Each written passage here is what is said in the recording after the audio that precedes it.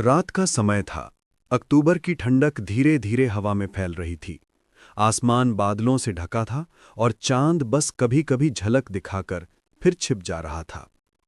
ऐसे माहौल में कोई बाहर निकलने की हिम्मत करे, ये खुद में एक अजीब बात थी। लेकिन आरव और विवान के लिए ये रात किसी दूसरी रात से अलग नहीं थी। दोनों बचपन के दोस्त थे, निडर, जिज्ञासु और हमेशा कुछ रोमांच ढूंढने वाले। उनके गांव के पीछे एक घना जंगल था, जिसका नाम लोग कालकंद वन रखते थे। उसके बारे में कई कहानियां थीं। कोई कहता था कि अंदर एक चुड़ैल रहती है, कोई कहता था कि पेड़ खुद चलने लगते हैं, तो किसी ने दावा किया था कि जो व्यक्ति उस जंगल में रात को जाता है वापस नहीं लौटता। लेकिन आरव और विवान को इन बातों पर यकीन नहीं था। उन्हें लगता था कि बूढ़े गांव वाले बस बच्चों को डराने के लिए कहानियां गढ़ते हैं। उस रात अचानक बिजली गुल हो गई। गांव के बीच में बने बड़े बरगद के पेड़ के नीचे बैठकर दोनों चाय पी रहे थे। कुछ देर बाद विवान बोला, चलना, आज जंगल का असली सच पता लगाते हैं। आरव ने आंखें फैलाकर कहा, रात में? पागल है क्या? लोग कहते हैं। यही तो, लोग कहते हैं, पर सच क्या है यह तो हमें ही पता लगाना होगा। कुछ पल की खामोशी के बाद आरव ने गहरी सांस ली और धीरे से बोला, ठीक है, लेकिन ज्यादा अंदर नहीं जाएंगे। दोनों टॉर्च, एक रस्सी और पानी की बोतल लेकर जंगल की ओर चल पड़े। जैसे ही वे अंदर पहुंचे, एक अजीब सी ठंडक ने उन्हें घेर लिया। ऐसा लग रहा था मानो हवा खुद उनसे कह रही हो, लौट जाओ। पेड़ों की शाखाएं एक दूसरे से टकराकर ऐसी आवाजें कर रही थीं जैसे कोई रो रहा हो। जमीन पर सूखे पत्तों की मोटी परत थी, जिन पर कदम रखते ही सरसराहट गूंजती थी। विवान की टॉर्च अचानक टिमटिमाने लगी। आरव बोला, बैटरी चेक की थी ना? विवान ने जवाब दिया, हां, पता नहीं क्यों। उनकी आवाजें जंगल में अजीब तरह से गूंज रही थीं, जैसे कोई और भी दोहरा रहा हो। कुछ देर बाद उन्हें रास्ता दो हिस्सों में बटा दिखा। बाईं तरफ का रास्ता उजला था और पेड़ों की छांव कम थी। दाईं तरफ घना अंधेरा था, पेड़ इतने करीब कि आसमान भी नहीं दिख रहा था। विवान बोला, उधर चलते हैं, और अंधेरी ओर इशारा किया। आरव ने तुरंत मना किया, नहीं, उधर कुछ ठीक नहीं लग रहा। लेकिन विवान हंसते हुए आगे बढ़ गया। मजबूरी में आरव भी पीछे चल पड़ा। कुछ ही कदम बाद माहौल बदल गया। हवा लगभग बंद हो गई, पत्तों की आवाजें भी गायब हो गईं।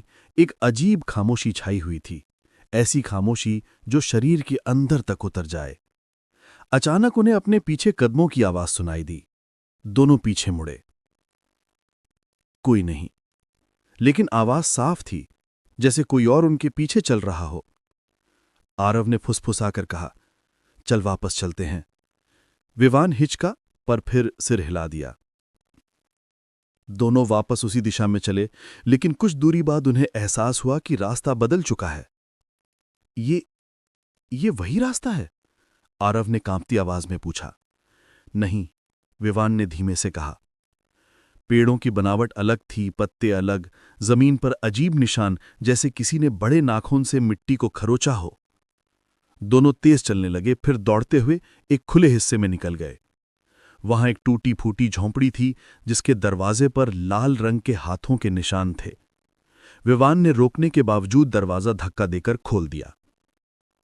अंदर धूल, जाले और हवा की बदबू थी। कोने में एक पुरानी लकड़ी की अलमारी थी। अलमारी के ऊपर किसी औरत की फटी, काली आंखों वाली तस्वीर रखी थी। उस तस्वीर की आंखें टॉर्च की रोशनी में चमकीं। आरव ने कांपते होने कहा, चल यहां से। लेकिन तभी दरवाजा खुद ब खुद तेज आवाज के साथ बंद हो गया। कौन है? विवान चिल्लाया। चारों तरफ अंधेरा और ठंडक बढ़ गई। अचानक अलमारी खुद खुल गई और उसमें से धीरे धीरे हवा बहने लगी। लेकिन वो हवा सामान्य नहीं थी, वो किसी सिसकने जैसी आवाज कर रही थी। और फिर तस्वीर वाली औरत की परछाएं दीवार पर उभरने लगी, पहले धुंधली, फिर साफ, फिर पूरी। उसकी काली आंखें, लंबे बाल और झुका हुआ गला देखकर दोनों डर से जड़ हो गए। औरत की परछाई ने धीरे धीरे अपना हाथ उठाया, सीधा उनकी ओर। आरव ने विवान का हाथ पकड़ा और चीखा, भाग! दोनों दरवाजे को जोर से धक्का देने लगी।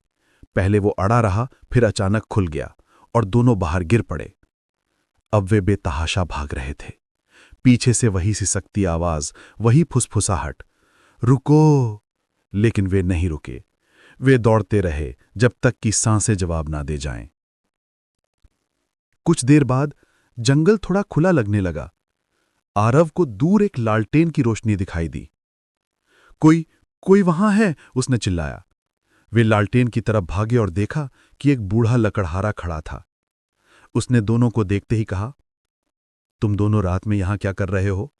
ये जगह लोगों को खा जाती है।